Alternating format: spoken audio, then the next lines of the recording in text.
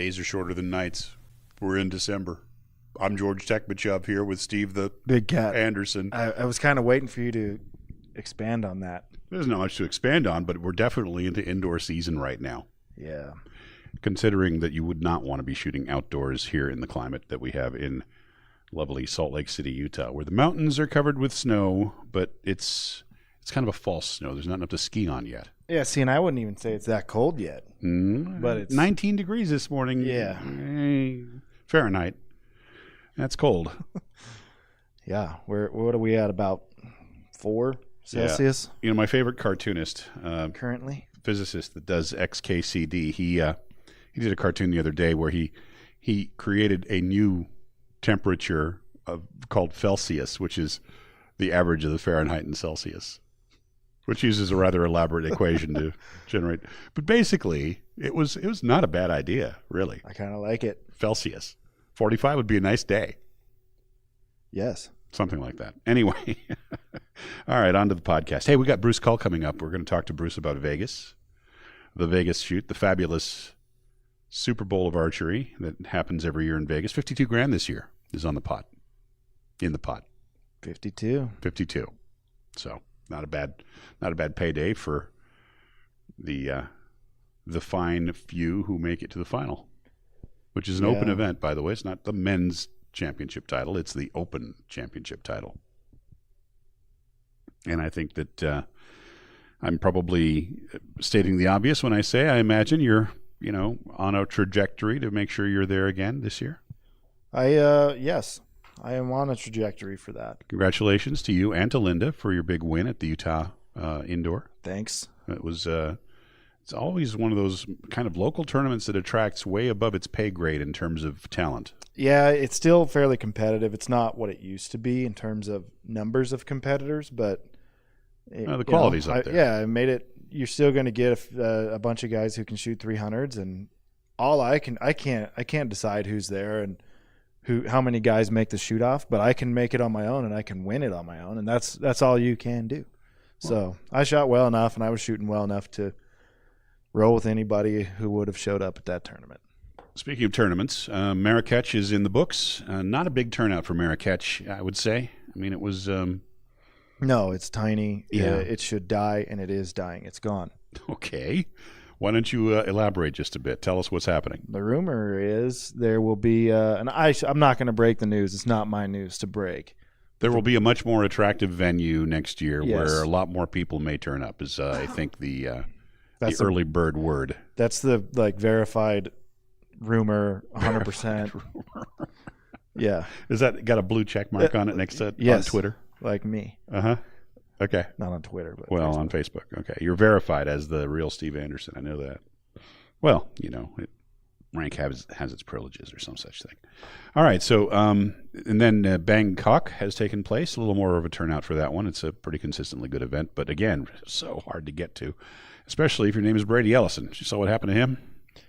Yeah. A passport faux pas by the ticketing agent. Apparently a ticketing agent for an airline not to be mentioned unless they make me angry. They tore his passport while scanning it and told him he couldn't fly.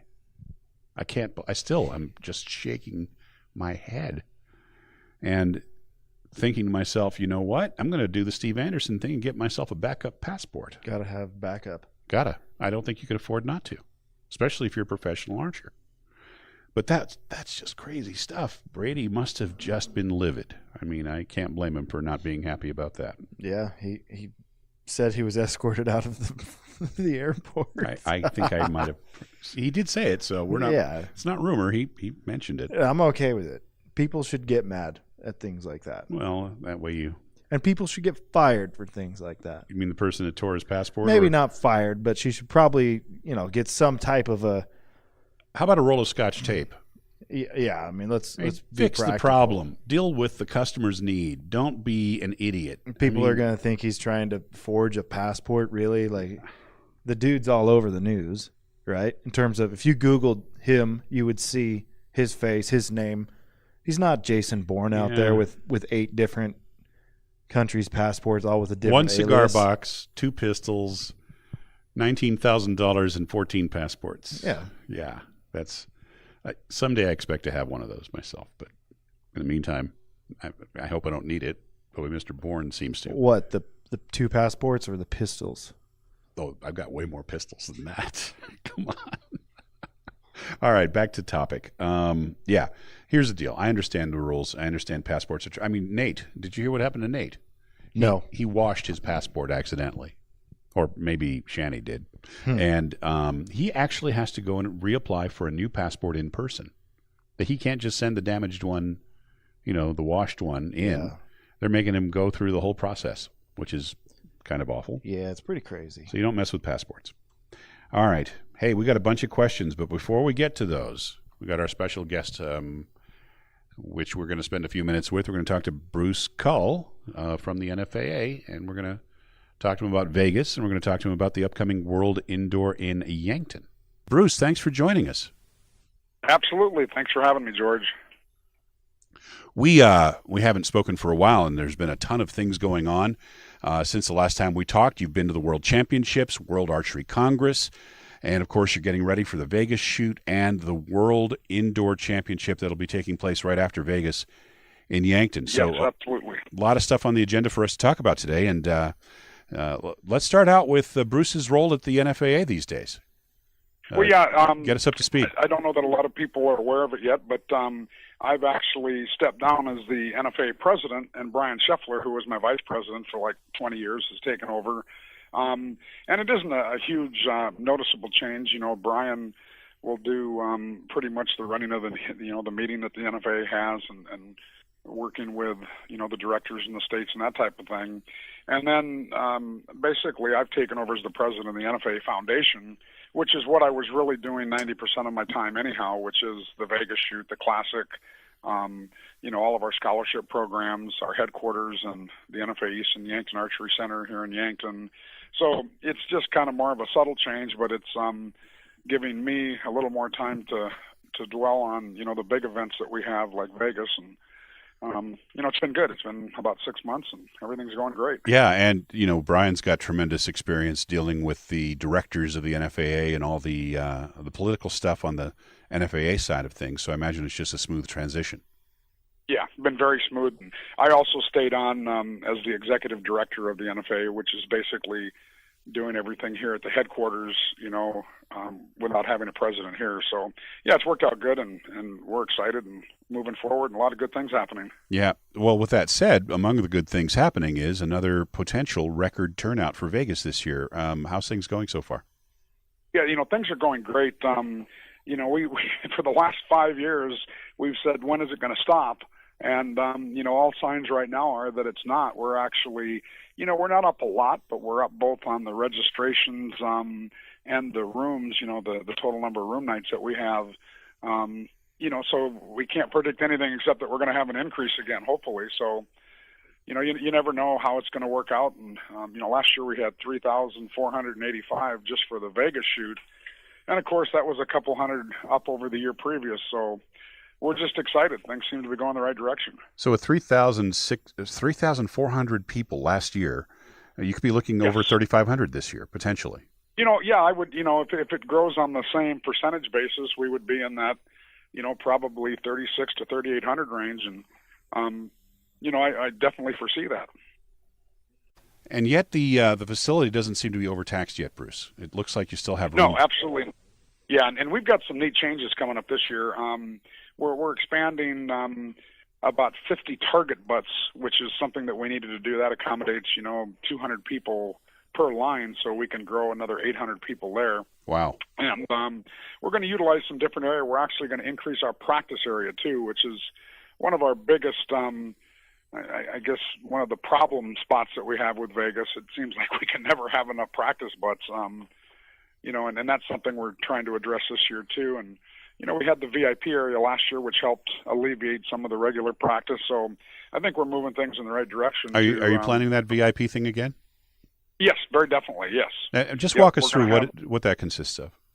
Yeah, what it is basically, it was everybody in the championship divisions, got to utilize that area pretty much exclusively for themselves, and then Other divisions, could pay the extra to do that. But last year, if you remember, we raised the championship division quite a bit, and that was part of one of the things we gave back for doing that. So it really makes it nice. Those people pay a lot more money for a professional archer, and it gives them an area and a time to practice that is pretty convenient. Yeah. And of course, when you take those 600 or 700 people out of the equation, that frees up the regular practice too. So, I think it worked out well. We heard nothing but good about it. So, we're going to expand on that just a little bit and add some more practice on top of it. Great. So that's an opportunity for both folks in the flights and for folks who are paying the extra for the championship division category. Yes. Prize money. Absolutely. Prize money for Vegas this year is up again, right? Yeah, we're up again. One of the things that we did, I think most people know it now, but we started out with the $50,000 a couple of years ago on our 50th anniversary. Yeah, it's Sergio Pani that took that bounty. Yep, exactly. And we did that on a one-time basis, and I kind of knew all the time when we were talking about it, if we could just break even, that'd be something we could look at for the future. And we pretty much did. So we had an increase, and the increase kept going. So we've been able to put pretty much all the money we get back into prize money and just running the tournament. So we've added $1,000 a year to that top open division and prize money, just as a little gimmick and a little advertising, so this year we're up to $52,000. Yeah. We also do a system of, we raise the prize money or reduce it depending on, the previous year's attendance. And of course, pretty much everything's been up. And one of the really good things this year is that, we've got 3 big bullet points for the flight divisions. We've actually added more flights, we've added more money, and we've added more places in each flight. So that's been a pretty good thing that I think, that's the bread and butter of the Vegas shoot, is that 1,500 archers that are in the Vegas crop shoot, so to speak. Sure. And they enjoy it, love it, and if they can go home with some money, that just makes life better. There's no question that's what keeps people coming back, in the mass group of the flights, because everybody's got a chance to win something. Yep, that's right. And there's no sandbagging no doubt. per se. It's right. It's pretty tough to do with our ability to change how we flight. So well, you might as well buy a lottery ticket. Yeah, exactly. And I remember back in the 80s going there, and, and we shot just as amateurs. And my goodness, if you got 8th place in the 22nd flight and got a check for $150, when you came home to the archery club, you won Vegas. That's all that mattered. Sure. And that's kind of the fun part of it too. Everybody gets a chance to win something, and it's I think it's good for everybody. Yeah, it's terrific to just even if it's $100, it's just a terrific thing to feel that you've achieved that with shooting a bow and arrow set. I think that's a thing that keeps people motivated. Yep. Absolutely. Well, let's shift gears just a little bit here. Before we do that, I'm sorry, let me back up. Let's finish up talking about Vegas from the standpoint of deadlines and commitments. People probably need to get on it if they haven't already got the registration. Yeah, I think the most pressing thing right now would be for all the listeners to make sure they get their rooms. Then of course register too. Our the room block basically at the South Point and the adjacent property. When that fills up, Yeah. And usually that's getting close to right now. And the registering, obviously they want to do that too as soon as they can, just so they make sure they get a spot and they get in the system and, they're all ready to go. Sure. And just from personal experience, I can tell you definitely want to stay at the South Point if you want to focus on the tournament, because it saves so much trouble. I mean, just getting around is so much easier. Yeah, well, the one thing that, the property next door has become very popular. Yeah, it's quite good too. Yeah, in fact, we've grown, they have a little different style room there, and, it's really just right across the street. It's not like you have to take a cab or an Uber, so it's right there and handy. So that gives us a lot more room nights, and that helps a lot. And in fact, if you really are one of those folks that doesn't like walking through a casino, that's the way to go, because you can get to the competition venue without having to cut through the casino. So there's an advantage. And it's a nice property, because it's like little condos, So there's some great options there for people. Yeah, there's even kitchens, and it's like a little, like you said, it's like a condo. So it's quite Yeah. good too.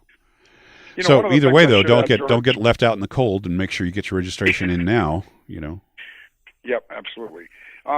One of the things that I should add, when we're talking about our numbers, one thing that's a little maybe unknown to archers, we actually have 4 other major tournaments within the Vegas shoot.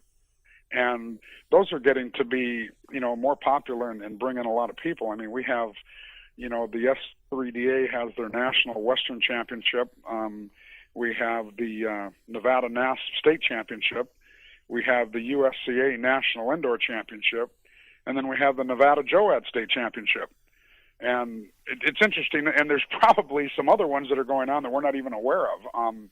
But, it's very interesting because those 4 actually work with us.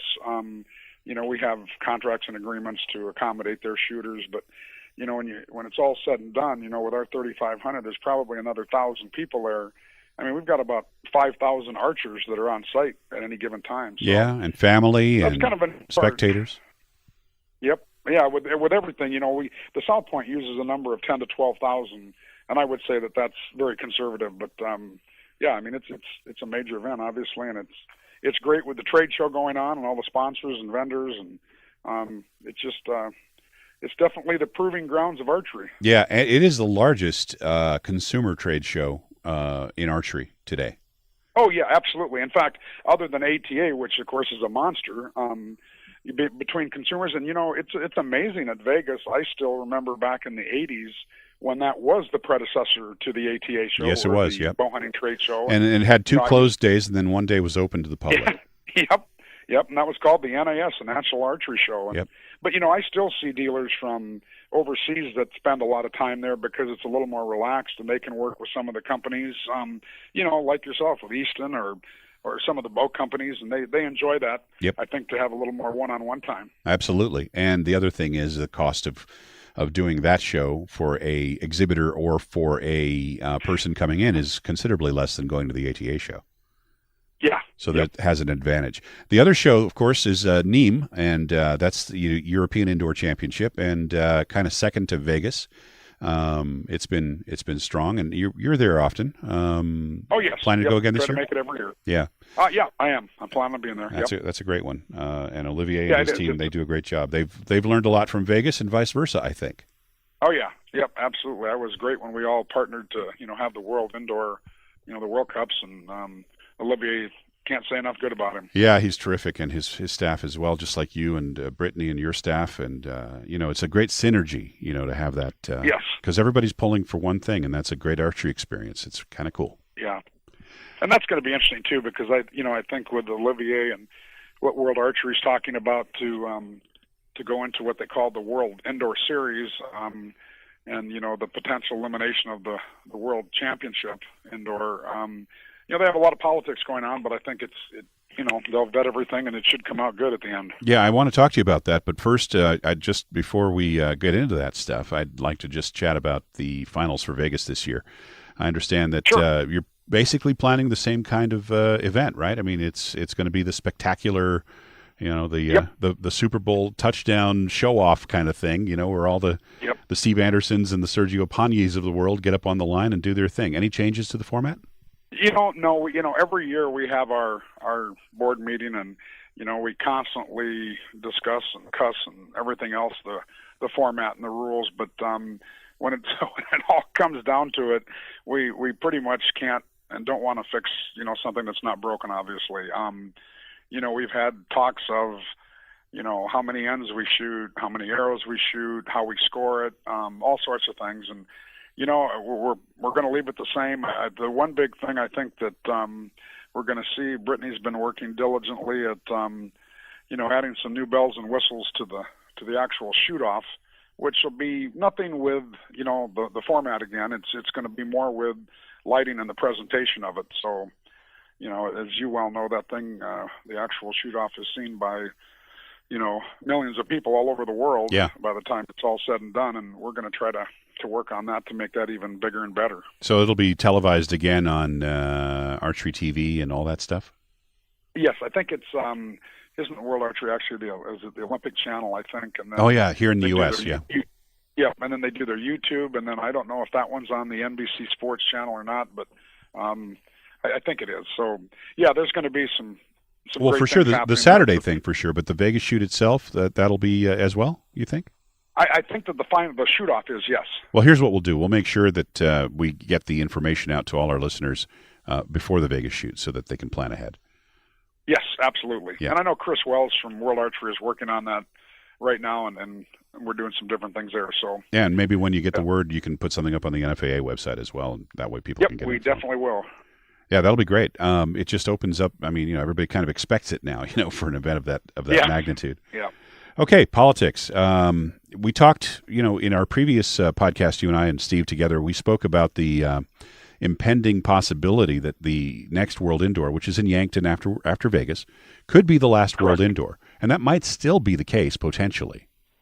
Yeah, it was interesting at Congress. They had a proposal to basically come up with a new format, and it was I think it was somewhat vague, and maybe that was probably part of the problem that it didn't pass. But I think the bottom line is they're trying to look at eliminating the World Indoor Championship and to make the World Cup Indoor something new, different, and more of them.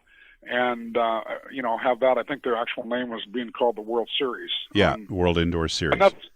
And that's where they were trying, where they were heading. I think that the problem, they didn't vote to not have the next one, but they also didn't vote to solicit bids, I believe, and so I think they're in a little turmoil. Well, perhaps the right way to put it is that they're still in a planning stage at this point, and they weren't quite ready to pull the trigger one way or the other at this last World Archery Congress. Yep, I think that's correct. I think that's exactly right. So, only time will tell. I think the big problem that they could see is the sheer numbers. Sure. I think the several of the countries, they don't have funding for it. And I think it all kind of reverts back to, that there's several more compound shooters in certain areas and several more recurve shooters. So it isn't necessarily a great representation of all of archery. So I think there's a lot of things they need to look at, and hopefully they'll get it to where it's the best for everybody. Well, they've got a couple of years to figure it out, so hopefully that'll like everything else. I mean, they will figure out the best way, and we'll find out what it is when they get to it, I guess. Yep, absolutely. In the meantime, you've got the basically the last event of the World Cup Indoor happening in Vegas on Saturday night. At the Vegas shoot, and that'll be again a World Archery production, not so much a Vegas shoot production, although obviously it's the same resources and people. And that'll be setting the stage for the big showdown on Sunday in Vegas. Correct. Yeah, we're excited. I think we're going to have a record crowd again, and I think everybody's excited. Meanwhile, you've got another huge event. By the way, I don't envy your schedule. You've got a huge event right after the Vegas shoot. You don't get to take any time off. You have to go straight back to Yankton for the World Indoor Championship. Yeah, one of the ideas we had, and I'm not going to say that it worked nor did it really fail, but when we first talked about bidding for that World Indoor, there was a logical idea of having it very close to the Vegas shoot, so that people would have the opportunity to do both. Close in terms of time. Yes, right. Time would be the big thing. I mean, obviously, if Team Russia or part of them are going to go to the World Indoor and they have the opportunity to 2 days earlier shoot the Vegas shoot or the World Cup or all three. Yeah, why not do them both? It's all, one airplane ticket and, one detour, and you've got yourself arguably what Steve likes to call, by the way, the premier event. The Vegas shoot, yes, you've arguably got that, and then you get to go to the World Indoor. Exactly. Without spending a lot of extra money.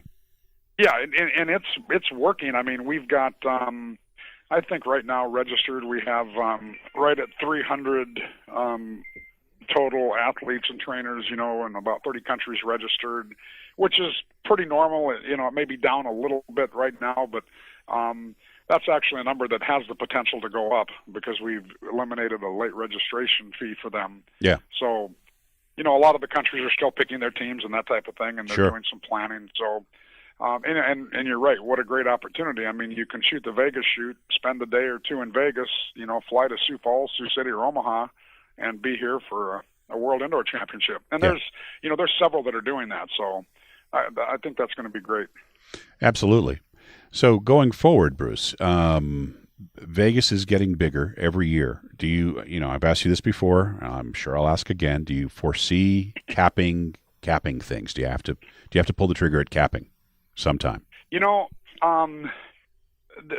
direct answer to that is no, we don't. The problem that we're going to run into, if the trend continued, is that it may be prudent for us to look at different venues just simply to be able to have more people stay on site. That may be the only thing, because basically at the South Point, we can grow to, I would say just roughly 6,000 archers. Oh, so you have considerable wiggle room. Yeah. We could, not quite double it, but a couple thousand more we could still work out. And, we've talked every year about, is there a potential that one of the things I think right now we have over 1,000 kids that are shooting it. And, could we do something like have the youth event a day or two earlier, or, something along those lines? And they're just ideas that we've talked about. And by the way, I would, encourage anybody that has ideas to get a hold of us, go on our website and, email anybody that's on there from myself on down. And NFAA.USA.org, is that right? .com. NFAA.USA.com. NFAA.USA.com. Yep. Yeah. Yeah, and I would just encourage anybody, because, Brittany does a good job and sends out a survey at the end of the shoot, and we get some great feedback. And, we've reacted to that, whether it be correcting things or, doing something more proactive too. So there's a lot of ideas out there, and we'll address those, before we have to. But, I think right now our growth can handle, we can handle the growth at the South Point, for at least a few years. Bruce Cull, the Executive Director of the NFAA and the President of the NFAA Foundation. As always, my friend, I'd really like to thank you for coming on the Easton Podcast. Absolutely. Thanks for asking me, George, and be happy to help you anytime. Always good to talk to the hardest working man in the American archery scene. Bruce is getting it done again. Yeah, Bruce grinds, man. He grinds. Always a lot. And, of course, he's got a great staff backing him up, people like Brittany. Yeah, he's the hardest working man. Maybe not the hardest working person. I didn't say he's the hardest working. I was very specific with my words. We'll have to make sure. Because I have a feeling Brittany actually, kicks his butt when it comes to actual workout. Productivity. I don't know. I could be wrong. I'm just saying. All right. Hey, we got a whole bunch of questions from our lovely listeners. And before we get to those, I just would like to remind you that if you enjoy the podcast, or if you hate the podcast, or if you're, if you want to give a 2-star review, I'm sure that it would be justifiable based on what we do around here.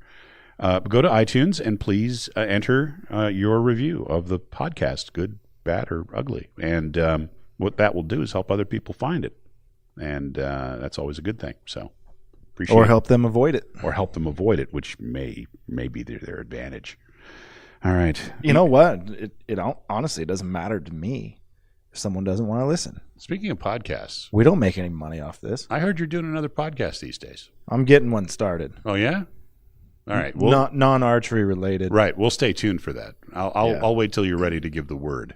Yeah. I don't know that I've given myself the word entirely, whatever that means. So I've been listening to some other podcasts. I listened to a podcast about competitive pistol shooting. Almost unlistenable, but the content is good. You know what I mean? And then right. I listened to another podcast, like a technology podcast. Really unlistenable, but again, the content is good. What do you mean by that? I mean by that the people who are talking on the thing, they sound so horrible that they make you want to take a pencil and stick them in your ear. Okay. But the content is good. In other words, the stuff they're talking about is good, so it almost makes up for the horrible delivery. Well, I mean, isn't that what matters the most, content? Yeah, which is why we're equally deficient around here. All right, moving on. We got a bunch of questions. I'm going to start with Sammy's question. Sammy, our friend from Finland, is asking me, did you have to switch to lighter limbs in some time in your shooting career? And if so, at what age and how much lighter? And I joked with Sammy that not so far is the answer, but the truth is I started out at 50 freaking pounds. Started shooting a recurve bow. I shot a compound for a couple of years with fingers, never shot a release. Switched to recurve. Got a deal on a recurve as a, quote, shop shooter for Hoyt. And the shop set me up with 50-pound limbs. So I'm pulling, at the time, probably 29 inches, which means I was pulling about 52 pounds. And so I spent from about 1983 until about 1988 shooting 52 freaking pounds. And then I got a little bit wiser, and Dick Tone had me drop weight a little bit. And I've been shooting 47.6 pounds, give or take a tenth, ever since. And so I have not since then switched to lighter limbs. And of course, I'm a little older now than then. And I'm still not switching to lighter limbs because of two factors. One of them is too lazy to retune a setup. And second factor is I can kind of handle the weight. So that seems to be still okay. And I also seem to get a little cleaner release at higher weights. So that's the answer there, Sammy. A lot of people do change weight. Daryl Pace used to change weight every indoor season. And then, he'd just jump back up again to outdoor weight. And some people do that and some people don't. A lot of the shooters that you see shooting X10s indoors are shooting the same weight like the Korean shooters. They don't change weight. What about you, Steve? Do you see a lot of shooters adjusting weight compounds-wise indoors to outdoors? No, and I think people think that people do, if that makes sense. It totally makes sense, but I don't think it's done as much as people think. No, the top level shooters they're not changing weight whatsoever. I mean, maybe for a tuning purpose they might take a turn or so out. But is it possible Rio might be an exception there? Because I know Rio's told me he's shot like 46 pounds indoors, but that was a long time ago. Okay, I believe. Yeah. So that was one of the rumors that Rio shot 40s indoors, and a lot of us go to 50-pound bows, and I do not see it. Maybe temporarily or just a slight change for a bow setup, but most are shooting the exact same poundage inside and out. Garrett has a question for both of us, which neither of us are really qualified to answer, but I'm going to try anyway. Garrett's a youth archery coach, and he's trying to keep his kids enthused and excited to work achieving their personal goals. Even though we play games and different things, the kids seem to get bored at times. What are some things I can do with them to up the energy along with working on the important things? I think you got to yell at them. You got to beat them a little bit. Stop. Hey, Garrett, one of the things that I really enjoyed was an experience that I had when I was a resident athlete at the Olympic Training Center, and I was shooting all the time, shooting, and I started getting a little burned out. And one of our coaches down there, wonderful guy, he's like, hey, you're taking this stuff too seriously, and you're getting burned out, and here's what you need to do. And he gave me a 20-pound recurve and some blunts, and he took a couple of 1-gallon water jugs, and he made me chase those around the archery field. And I guarantee you I had a lot more fun, so that when I went back to the grind, I had a much better attitude. We just took archery and turned it into a game. Now, I know you're saying that you play games and different things. You got to just take the pressure off and let them have fun, let them be kids once in a while. And I think that my lesson was I needed to, kind of decompress once in a while and have fun playing archery. And there's opportunities to do that, but you got to let kids be kids in our American culture. Yeah, it's a different world from when I was a kid playing sports. It is. I think I got into the more competitive, serious side of sports when I was 12 years old. That's when I stopped playing, generic youth basketball and started playing on a traveling team. And no longer were we playing bump in practice. That's a basketball fun game. You play on the playground or whatever. We weren't playing bump in practice. We were running lines and things like that. So I don't, I'm pretty proud of myself for my witty answer saying yell at them, beat them, etc. But obviously that's a joke. But you got to decide. There's going to be kids who wouldn't like it if you went and we're trying to keep it fun or screwing around or something like that. There's a balance. There are kids who they're going to be there trying to learn and get better, and you'll be able to know those personalities because you probably know the kids you're working with really well. So I don't know what it is, but you do have to find some balance that works for everybody as well. Well, and that's hard because like you alluded to there, Steve, I think every group's got a couple of really serious, players, and all they want to do is be serious. But even those people eventually will get to a point where they need a little bit of relief from the seriousness. Yeah, and luckily in archery, because it's so individual, it doesn't have to be serious for everybody, but you can give them all their own, competitive game or whatever to keep them enthused or fresh about things. You're just trying to break the monotony. You know, I was trying to make a point with some students in Japan the other day. I was in Utsunomiya, and we had a big seminar, something like 60 kids there. And it's hard to teach that large of a group, without losing a couple of people and without going beyond a couple of people. But one thing that I try to do with a group like that, especially after a few hours, is work in something fun. And so we had a shoot off, but we weren't shooting bows. We were shooting wristbands, rubber wristbands. Mm-hmm. And what I did was I used it as part of a teaching element, because I'm trying to get people to relax their bow hand a little bit, right? And if you can get somebody to shoot a rubber band, almost by necessity, you force them into having a relaxed follow through. Anyway, long story short, we turned it into an accuracy contest for a dozen X10s. I'm not suggesting that Garrett needs to do something like that, but you know what? You can have a lot of fun for $1.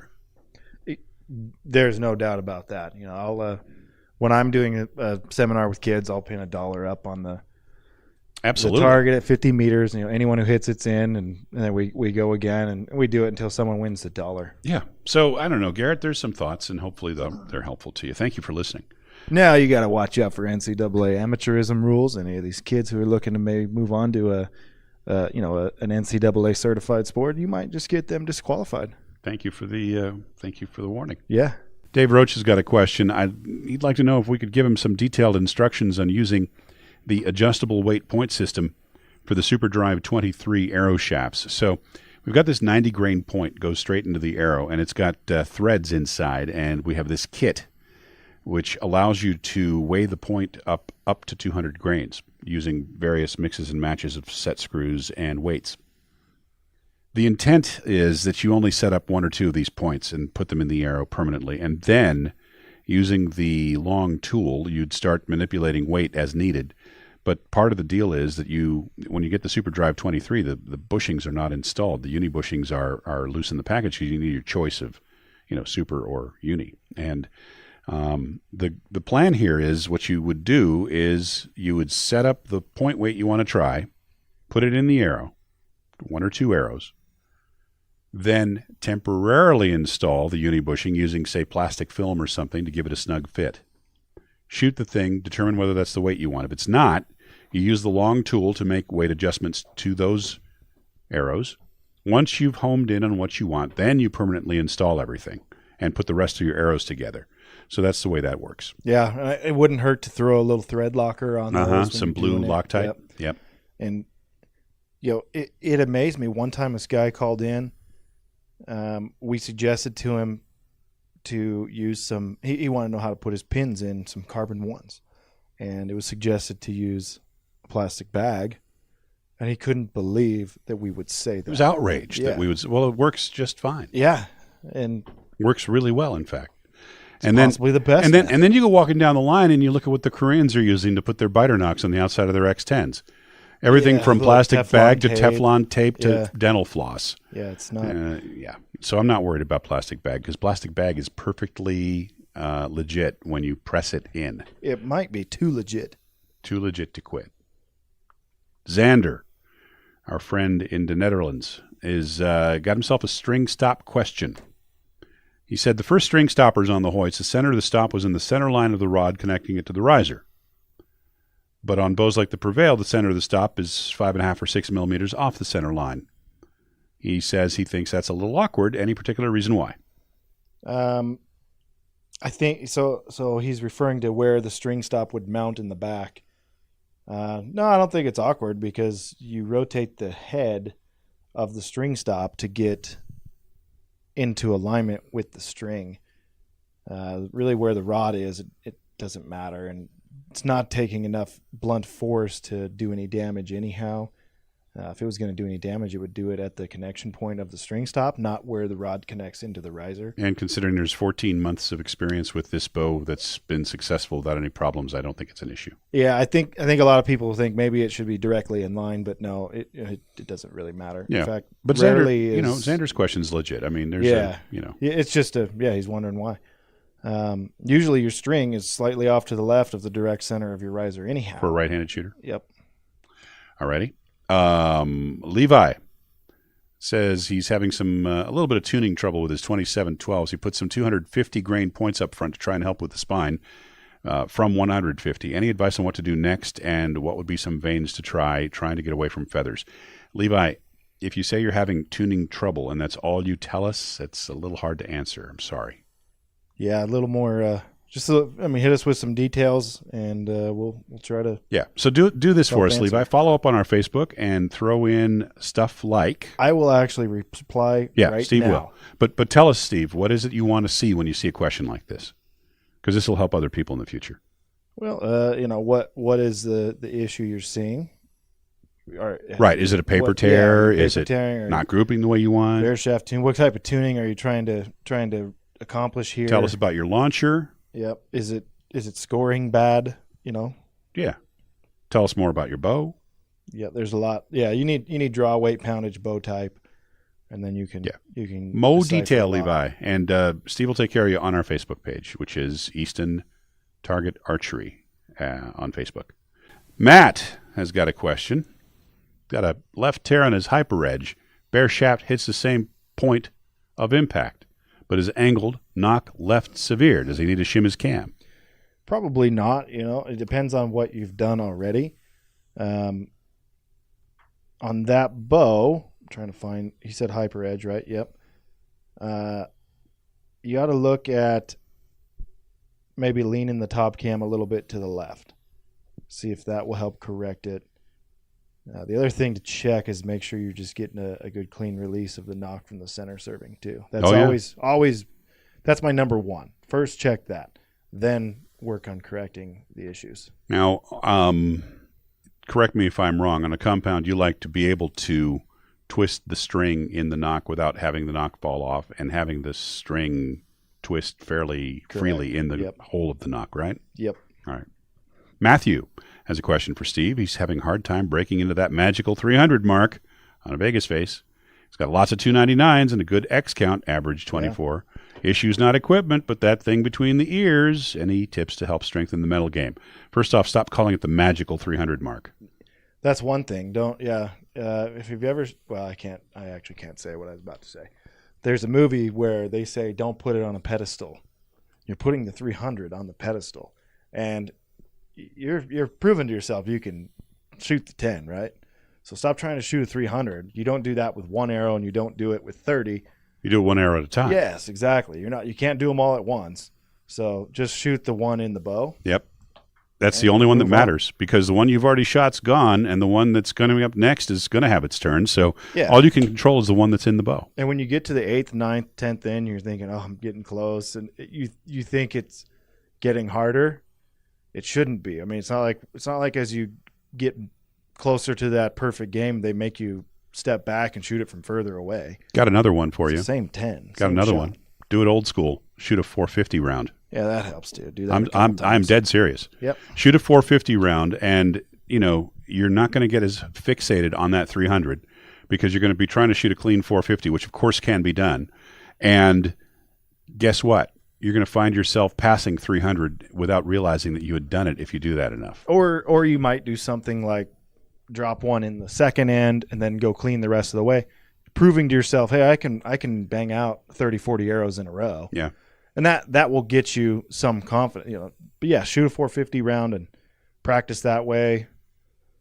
It's good for the endurance too, I suppose. A lot of leagues do 450s. Yes, they do. And I think that's to get more volume. It's to get more, but welcome to the human race, buddy, because it's a very, very common problem, and it's one that you bring entirely on yourself by putting 300 on a pedestal. Shoot a 450 round is my advice.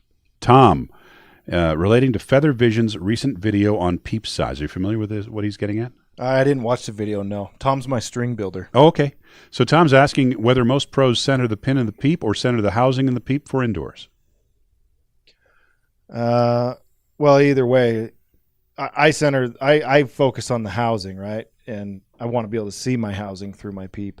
So I'm wondering if that's what he's saying, is if we're using a small peep and we just look at the Well, in indoors, pin do you use itself. the smallest housing you can get away with so you can see the smallest, peep that'll give you clarity while aligning the peep with the housing?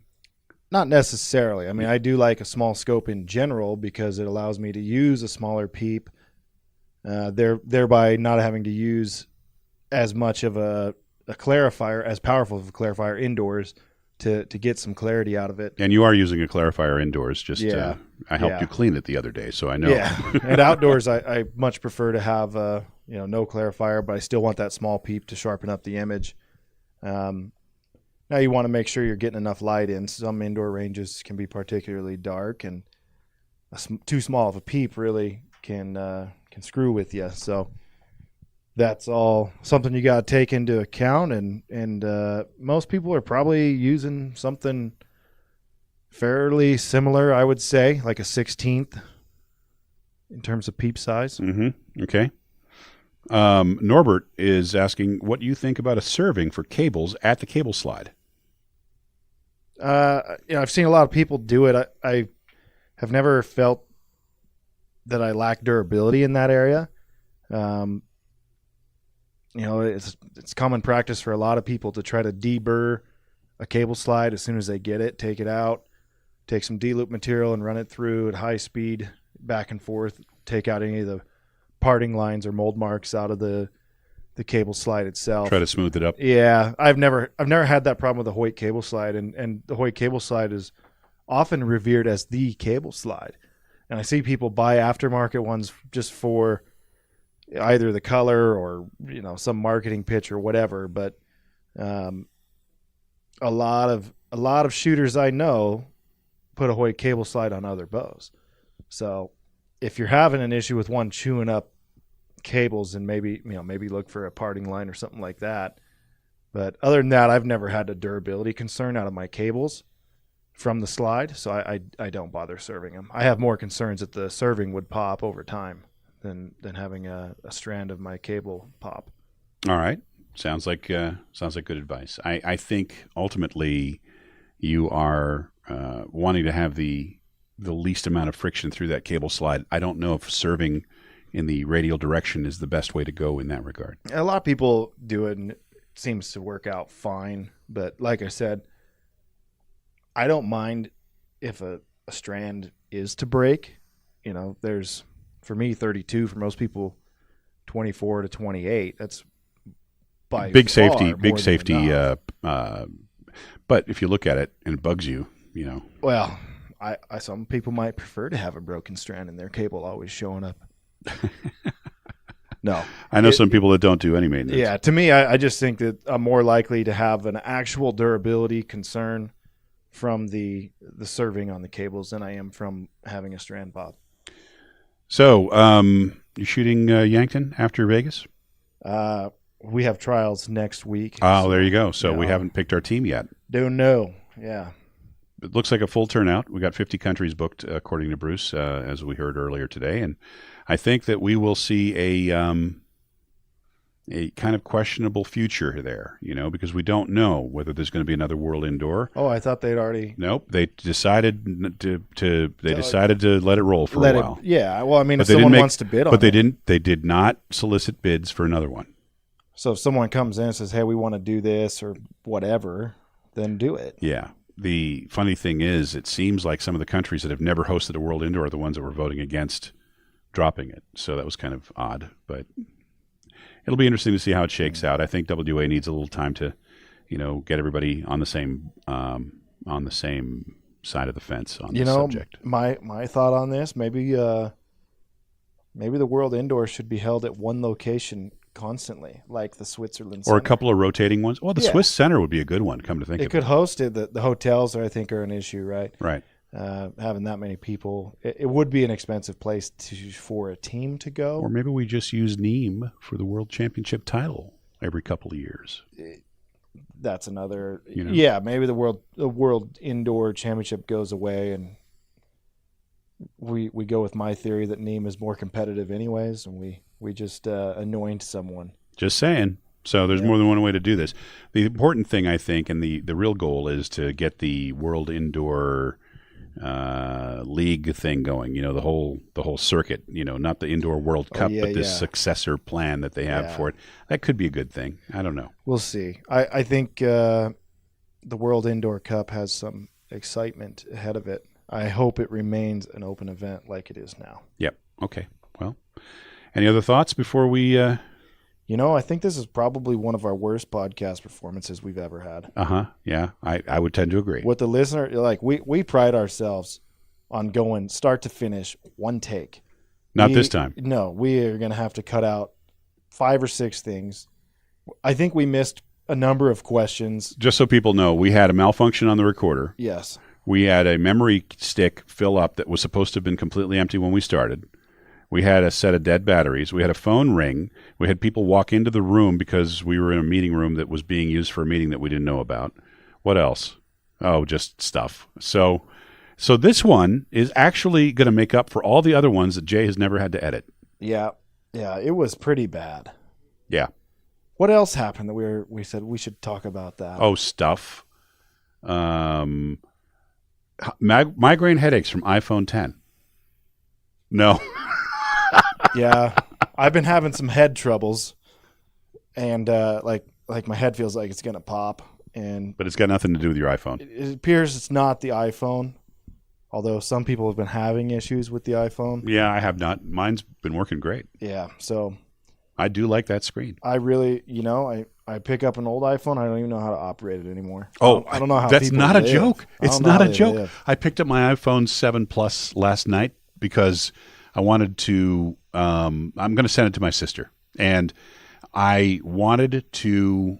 Is she going to be upset? Like, in what fashion are you sending it to your sister?